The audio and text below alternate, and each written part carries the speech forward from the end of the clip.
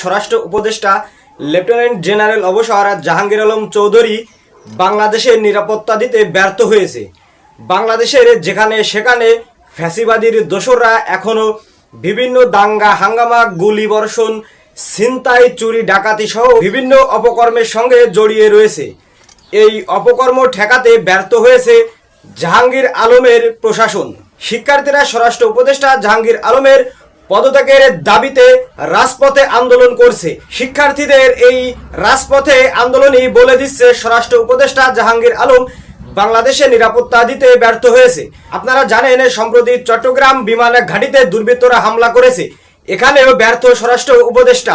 আইন শৃঙ্খলার কতটা অবনতি হলে বিমান ঘাঁটির মতো স্থানে হামলা করতে পারে দুর্বৃত্তরা? এত সাহস দুর্বৃত্তরা পেল কোথায়? এরা যে ফ্যাসিবাদের দোসর এটা নিশ্চিত, কারণ একমাত্র আওয়ামী লীগের সদস্যদের এরকমের দুর্বৃত্ত পালার রেকর্ড রয়েছে। একই সঙ্গে এরা কাউকে মানে না। ভারতীয় আরএসএস এবং ইসকনের মতো পেশিশক্তি ব্যবহার করে এরা এতদিন বাংলাদেশে রাজনীতি করেছে। এই ফ্যাসিবাদের দোসররা বিমান ঘাঁটির বিভিন্ন জায়গা দখল করে রেখেছে। সেখানে বিমান ঘাঁটির পক্ষ থেকে উচ্ছেদ অভিযানে গেলে প্রথমে এরা বাধা দেয়, এরপরে ধীরে ধীরে দুর্বৃত্তরা এক জায়গায় জড়ো হয়ে বিমান ঘাঁটিতে হামলা করেছে। সারা বাংলাদেশে একাধারে বিভিন্ন অভিযান পরিচালনা করেছে স্বরাষ্ট্র উপদেষ্টা জাহাঙ্গীর আলম। তারপরেও বাংলাদেশে বিন্দুমাত্র আইন শৃঙ্খলার পরিবর্তন হয়নি, দুর্নীতি ঘুষ একটু মাত্র কমেনি। বর্তমান পুলিশ প্রশাসন কোনো জায়গা অন্যায় অপরাধ ঘটলেও সেখানে যেতে চায় না, কারণ তারা এখন আর আগের মতন ঘুষ খেতে পারছে না। ঘুষ ছাড়া পুলিশ প্রশাসনের আর কি করতে পারে এটা বাংলাদেশের মানুষও ভালোই জানে, কারণ তারা পারে নিরপরাধ মানুষের বুকে গুলি চালাতে, আর পারে নিরাপদ মানুষের বিপদে ফেলে তারা ঘুষ নিতে টাকা আদায় করতে।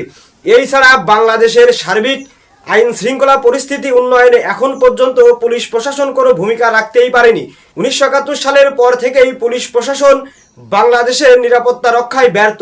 এখন দেখার বিষয় স্বরাষ্ট্র উপদেষ্টা জনাব জাহাঙ্গীর আলম কি পদত্যাগ করবেন, নাকি কঠোরভাবে বাংলাদেশের আইন শৃঙ্খলা পরিস্থিতির উন্নয়ন করবে। দুর্বৃত্তরা দিনে দিনে যেভাবে বাংলাদেশে মাথা চালাতে উঠেছে তাতে ভবিষ্যতের বাংলাদেশে খুব সমস্যার মধ্য দিয়ে যাবে। এমনিতেই প্রতিবেশী শত্রু পিছনে লেগেই রয়েছে, তারা বাংলাদেশকে বারবার জঙ্গিবাদে হুমকিও দিচ্ছে।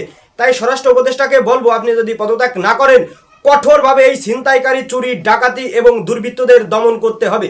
বাংলাদেশ বর্তমান সরকার বিরোধী যত শত্রু আছে তাদেরকে দমন করতে হবে, যারা বাংলাদেশকে অস্থিতিশীল করে তুলতে চায়, যারা চায় না বাংলাদেশ এগিয়ে যাক, যারা চায় না বাংলাদেশ সংস্কার হোক, যারা চায় না বাংলাদেশ মাথা উঁচু করে দাঁড়াক, এদেরকে কঠোরভাবে দমন করতে হবে। স্বরাষ্ট্র উপদেষ্টা এখন কি করবে সেটাই দেখার বিষয়। সবাইকে ধন্যবাদ জানিয়ে শেষ করছি। আল্লাহ হাফেজ।